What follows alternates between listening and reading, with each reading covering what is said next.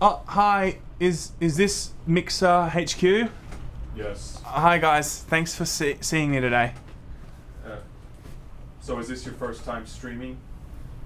Yeah. I mean, I usually just do it at home. Like, I just set up like a camera, like on a tripod. So. And what would you say is your favorite type of streaming?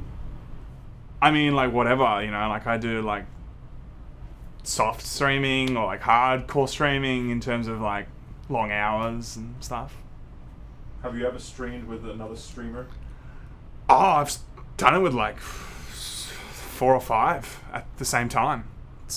Yeah, I've done that before. Yeah. Have you ever tried streaming in different positions? Yeah, like I've stood up for a while and did it, but my back, really hurt after a while, so I didn't do that position again.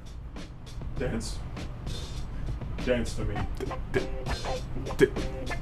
Dance? Like, Yeah, like, dance. well, I mean, if you're gonna pay me $20 million for it, sure. Like this?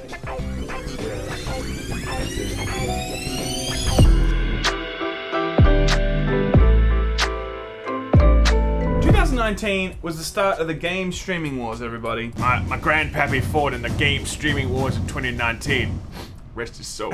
But it also was the beginning of the streamer wars, where big companies were buying streamers and saying, no, you've got to stream with us, get us views for our platform. Yeah. And it begun. Absolutely, it felt like everyone was kind of getting in on it. You had YouTube, they bought like Laserbeam and Muselk, and they're going to stream exclusively on YouTube now. Facebook had Disguised Toast, who's like a card game guy, Sure. really big. Now Facebook had actually have a few other people as well on Facebook exclusively streaming there. Surprised. Facebook gaming, I don't know who watches streams on Facebook, Is that but neckbeard whatever. guy still there? What's his name? The one who used to play Hearthstone a lot? Francis? No. Yeah, Mountain Dew! I'm gonna find it. I'm gonna find my goddamn Mountain Dew. Yeah, did you drink my Mountain Dew? Did you drink my Mountain Dew? Let me smell your breath. Let me smell your breath. Oh, you Mountain Dew drinking bitch. You had Mixer, obviously. Mixer got guys like King Ithalian. They recently got Shroud as well. And then on even TV is getting into the business. Dr. Disrespect is going to have his own TV show. Do you know this? What? Yeah, it's a true story. Wow. I know, right? I'd He would love be to watch great. that. It'd be fucking great. What would the show be? Just him yelling at a camera? I think it's like his origin story. Okay. They should totally do like a Marvel. one? They should totally do like a Marvel Comics inspired origin story for like when Dr. he Disrespect. puts on the wig and the vest for the first time. I'd love and, to like, see that. I would watch that shit, man. But like all of these deals are meant to be sort of multi-million-dollar deals because at the end of the day, these are people at the very top of their game with huge audiences. So obviously, these people do not come cheap.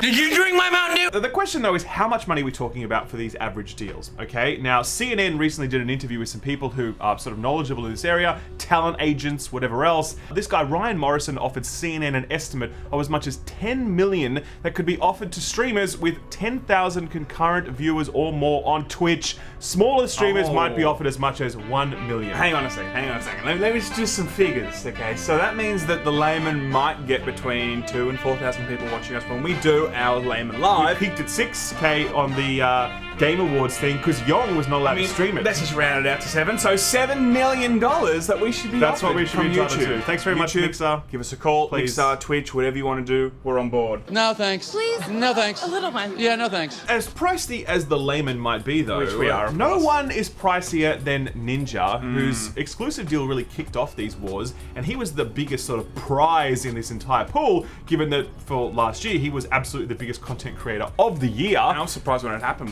he just came out of nowhere saying, guys, I'm out of here, boom, going to Mixer. Yes. I knew that was going to start a thing. It was going to start a movement. Sure, the details of his deal were shrouded in secrecy. Oh, I like that, bro.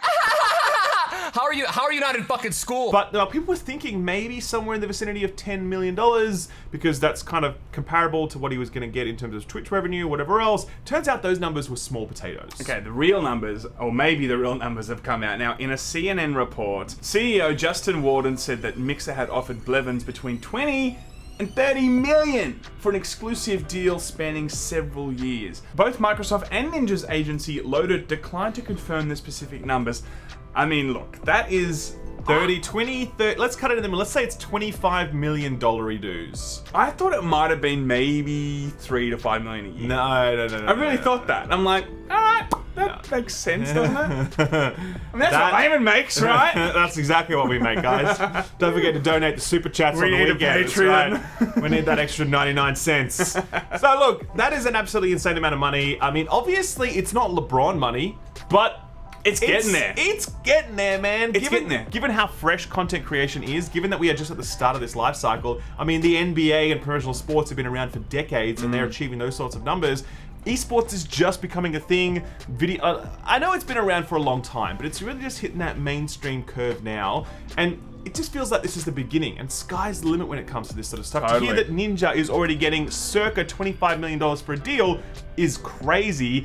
The question is, was it worth it for Ninja? I mean, I don't care what anyone says. If he got 0 viewers, right? Zero viewers for the next 100 years, it's worth it, man.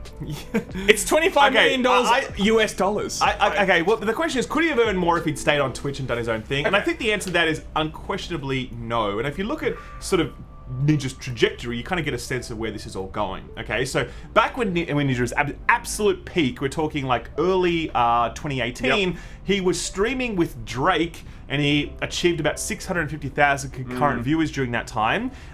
He was streaming to an average viewer base of 125,000 viewers in the month of April 2018. He streamed Fallout 76 with Rick and That Morty. was so cringe. Oh my god. We're definitely going to play some clips of that. Yeah. Gonna give these things a good ride. I honestly, I don't know how you do that, Rick. Just every day, man. But as we get to July 2019, it goes as low as 40,000 concurrent viewers at any time. That was actually his last month on Twitch, by the way, so there's no more data after that. But So we can see why, I mean, A, he would take the deal, and secondly, anyone that even is looking onwards is probably thinking, maybe Ninja's day is slowly but surely... I mean, at the end of the day, if you're still getting 40,000 concurrent viewers, No, you are sure. still crushing it. Sure. However, it's not what it once was. Yeah. And then it becomes a question of like, well, how did he do when he moved over to Mixer? Now, obviously, you can expect a huge drop in audience because he doesn't have his established base there. But even then, the numbers are a little bit mixed in terms of how they look. He started about 10,000 concurrent viewers on Mixer when he started streaming there, which is only a fourth of his average audience that he was getting the month before on Twitch. He had a spike of about 18k viewers during Fortnite Season 2 launch, or Chapter 2, I should say. So that's to be expected, given that he's, probably still the largest Fortnite streamer in the world. It has dropped significantly since then, and now, just recently, he's streaming to an average audience of about 5,000 concurrent viewers. That is... which is only 3,000 more viewers than the Laymen average on Laymen Live. Ninja, man, you're getting taken out by us. So we're coming up, man. Okay. Started at the bottom, now we're here. Is that the song? Kind of. We're boomers, but anyway. But look, I mean, it is interesting numbers to see. The only thing that I think Ninja might be looking at right now and saying, I might have made a mistake, is his influence. 5,000 viewers, that if those numbers were to continue for the next 2 to 3 years, would Ninja be as relevant? Of course not. And he's probably already financially set up, so the name of the game then is really to stay relevant. And maybe Mixer is not the platform for him to do that. It's a challenge, You know? definitely. I can see that. I mean, look, I think unquestionably Ninja made the best deal of his life with this. If he made $25 million for this jump, but he's streaming to an audience of 5,000, then Sure. that's really good return on investment. But at the same time, you're right. I think it is about relevance. It's about staying in the game for as long as possible. You got to wonder whether or not he is happy with that choice or not. I don't know. Interesting to see. But either way, we can ask for Mixer, was it a good deal for them? And I think that it's a little bit sort of more complicated when you're trying to answer that question. So what we have to assume with Mixer's sort of goal here in splashing all this cash was they wanted more people watching Mixer. Okay, that's the goal. Unfortunately, after Ninja's arrival, there has not been an increase in average watch time on Mixer. In fact, it's actually declined. So as you can see here, Mixer's total watch hours was actually growing up to Q2 2019, which is actually when around Ninja arrived. Yep.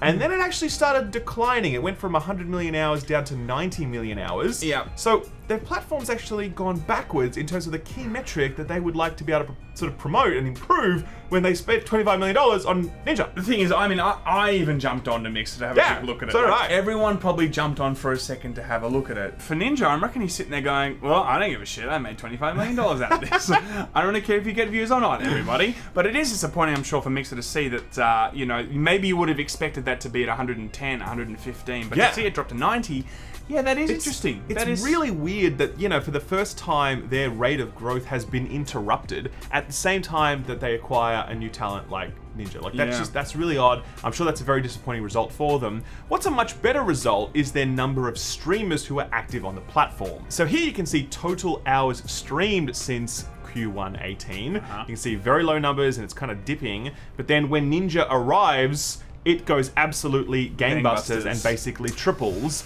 to from 11 million hours streamed to 30 million hours streamed.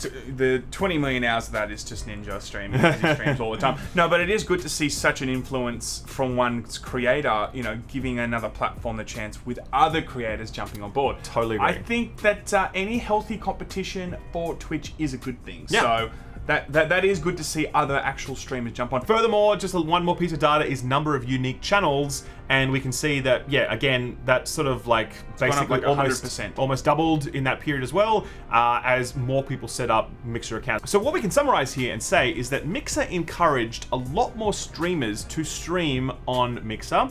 They were streaming a hell of a lot more hours on Mixer, but the audience was not watching.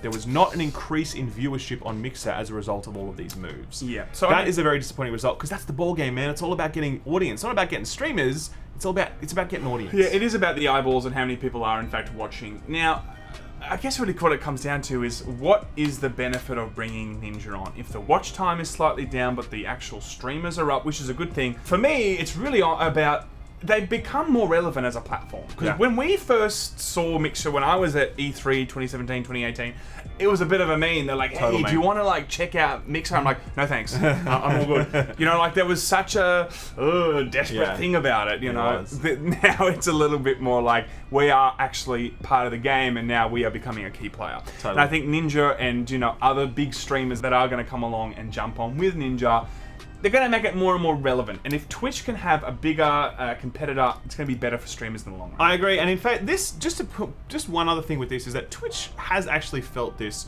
pretty significantly. You can look at Twitch's metrics and you can see that across the board, the numbers are going down. So if we look at total hours streamed since Q1 18, it peaked at around 100 million hours streamed, and it since then has dropped both quarters, resting down to 87 million hours streamed. The number of unique channels has dropped significantly. It peaked at 5.6 million in Q1 19, and has since then dropped back to 3.7 million unique channels in Q3 19. So there are lots of reasons why Twitch is struggling, by the way. It's not just Mixer.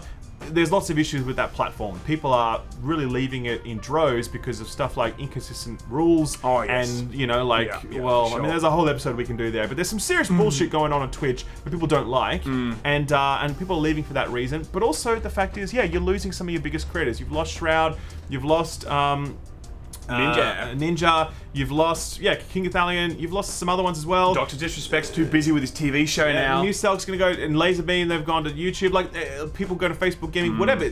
People all started on Twitch when they were live streaming, they're going to other places, that's gonna impact the platform, especially combined with Twitch's bullshit policies, you know what I mean? So, this is affecting Twitch. I think that's a good thing. I think Twitch needs to really shape up, man, because I think as a platform, it's really annoying some of the shit that goes down. Definitely, especially when you have a monopoly. We've said this before, like, you know, when you have this monopoly, you are at risk of just becoming either a dick, you know, or like you just become like, oh, fuck the creators, or fuck some, you know, like YouTube. Like YouTube, you know what I mean? Like, it just, it's not a good thing. It's always good to have a healthy competitor against you. So, that's good. Mixer, keep going. You do you, Mixer, because it means that it's going to be better for us creators, I think. Well, we'll see about that. Anyway, but that's the news, guys. Everyone. That's Mixer's deal. That's how it's affecting Mixer and how it's affecting Twitch and the broader landscape. Let us know in the comments below if you like Ninja and if he's your favorite creator. And use his creator code to buy his skin on Fortnite. Oh, that's pretty cool skin. Goodbye.